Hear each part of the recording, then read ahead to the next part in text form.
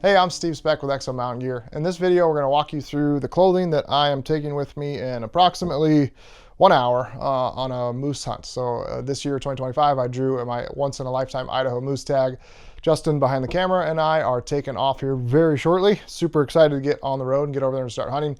But we decided to do gear videos, so we already did pack overview, we did a food overview. Last step here is clothing. This is everything I'm taking with me. So one thing to note here, obviously we've been checking the weather constantly, not constantly, but updating over the last week just to see what it's going to be doing, what to expect. As of this morning, it kind of turned worse for the first 4 days and then it gets better. But this first 4 days, we're looking at rain, snow mix, high around 50, low around 30. So definitely kind of wet. Definitely there's some wind in the forecast, quite a bit of wind actually. And knowing that, all of a sudden to me, this morning I grabbed a few extra things. Primarily this hunt is going to be sitting and glassing. We've got a very kind of aggressive 24-mile hike that we're going to be doing, but that's over the course of 7 days. So a lot of it, we're going to be moving, sweating our butts off for 2, 3, 4 hours and then sitting and glassing for the next 12 to 24.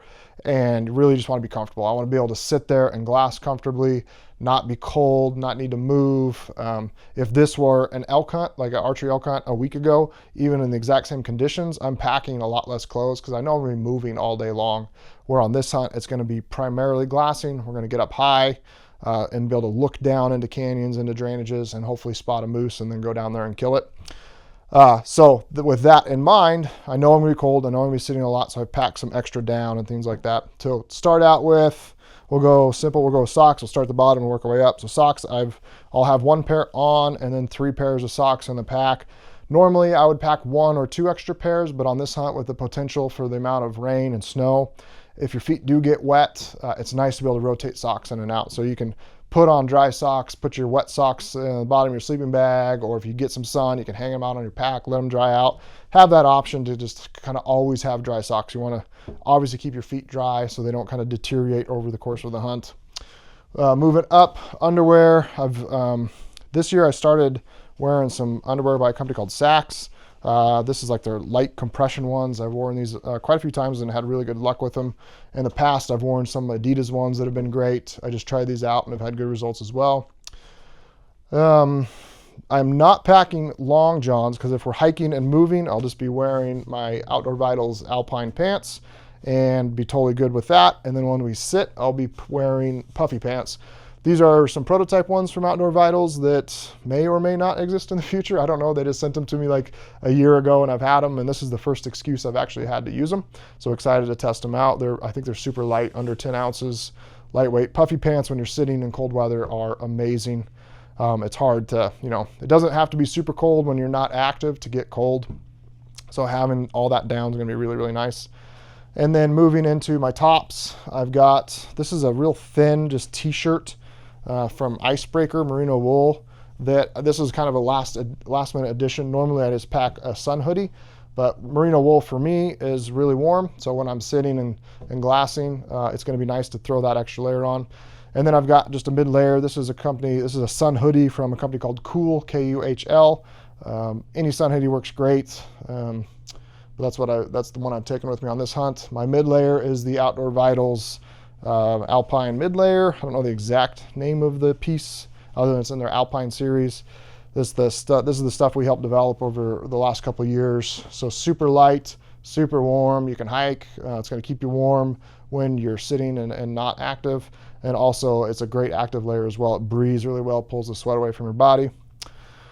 Bounce around a little bit. Gaiters. These are the Catula Gaiters that I run. They are mini gaiters, basically. They're pretty cool in that they run a zipper. So instead of relying on Velcro, they run a YKK kind of waterproof, water-resistant zipper.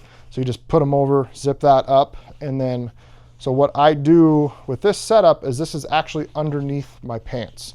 If I'm going to be hiking, say it rained, but then it's not currently raining and I'm not wearing rain pants, I'm just hiking in these, I will wear these underneath my pants and make sure that this is right up next to my skin where my sock isn't going above it. So what happens even with knee-high gaiters is if you're walking through brush and it's like your pants are getting soaked from your knees up, all that water just wicks down your pants, gets into your sock, wicks into your boot.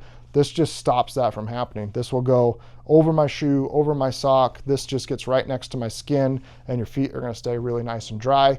Your pants get wet, but who cares? They're going to get wet anyways if you're walking through brush that's deeper than knee high. We'll do a video out in the field and show how this is working if we get the chance.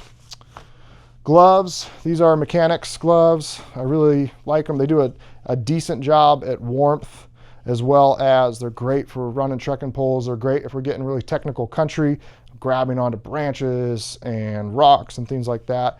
One thing I do like, sounds silly I guess, but they work with your phone for some, however that works. You can still operate your phone, so I don't have to take my gloves off if I want to check Onyx, check the maps, take a picture or something.